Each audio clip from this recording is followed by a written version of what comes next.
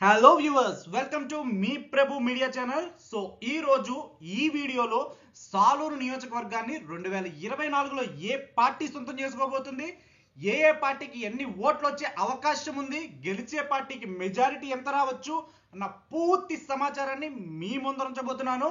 So వీడియోలోకి వెళ్లే ముందు ఛానల్ని సబ్స్క్రైబ్ చేసుకుని వీడియోని లైక్ చేయడం మాత్రం మర్చిపోవద్దు.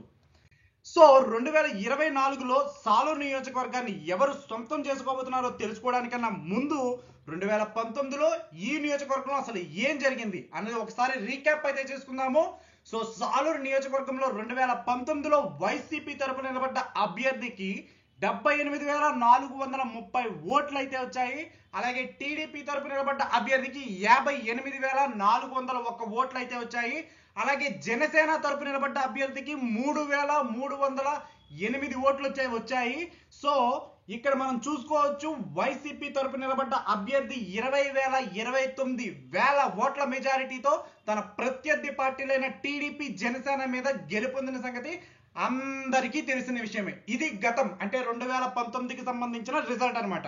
సో 2024 ఈ స్థానాన్ని అంటే సాలూరు నియోజకవర్గాన్ని ఏ పార్టీ గెలుచుకోబోతుంది, ఏ పార్టీకి ఎన్నెన్ని ఓట్లు రావచ్చు, ఈ యొక్క ఎంత మెజారిటీతో ఈ స్థానాన్ని గెలుచుకుంటారు అన్న పూర్తి సమాచారాన్ని అయితే నేను నెక్స్ట్ స్లైడ్ లో అయితే ఇస్తాను. 2019లో మీకు ఇక్కడ జనసేన అవ్వచ్చు, టీడీపీ అవ్వచ్చు, వైఎస్ఆర్సీపీ అవ్వచ్చు, అన్ని కూడా ఇండివిజువల్ గా అయితే పోటీ చేశాయి. ఇప్పుడు 2024లో వైఎస్ఆర్సీపీ అయితే అలాగే ఇండివిజువల్ గా సింగిల్ గా పోటీ చేస్తుంది. కానీ టీడీపీ జనసేన మరికొన్ని పార్టీలు పొత్తుగా ఏర్పడి పోటీ చేయడానికి అయితే రెడీ అవుతున్నాయి ఈ 2024కి. సో అక్కడ ఎవరు నెగ్గుతారు, ఎవరు గెలుపొందుతారు, ఎంత మెజారిటీతో గెలుపొందుతారు అన్నది మనం నెక్స్ట్ స్లైడ్ లో ఆలస్యం చేయకుండా చూసేద్దాం. సో సాలూరు నియోజకవర్గాన్ని 2024లో వైసీపీ తరపు నిలబడ్డ అభ్యర్థి ఒక 5,000 నుంచి 8,000 ఓట్ల మెజారిటీతో ఈ యొక్క స్థానాన్ని కైవసం చేసుకుంటారనడంలో ఎలాంటి మార్పులు చేర్పులు అయితే కనబడటం లేదు.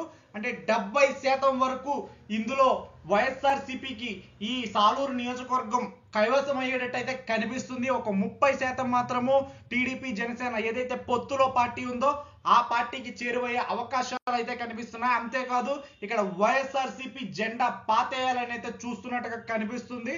అంతేకాదు జనం కూడా వీళ్ళకి సపోర్టివ్ గా ఉన్నట్టు అయితే తెలుస్తుంది అనమాట. సో ఇలాంటి నియోజకవర్గానికి సంబంధించిన ప్రతి సర్వే అప్డేట్స్, అంటే 175 నియోజకవర్గాలకు సంబంధించిన సర్వే అప్డేట్స్ మన ఛానల్లో అయితే నేను ప్రచురిస్తూ ఉంటాను. అంతేకాదు ఆంధ్ర తెలంగాణకు సంబంధించిన న్యూస్ అప్డేట్స్ కూడా పోస్ట్ చేస్తూ ఉంటాను. ఇలాంటి న్యూస్ల కోసం మీ ప్రభు మీడియా ఛానల్ని సబ్స్క్రైబ్ చేసుకోండి. Thanks for watching. Me Prabhu is signing off.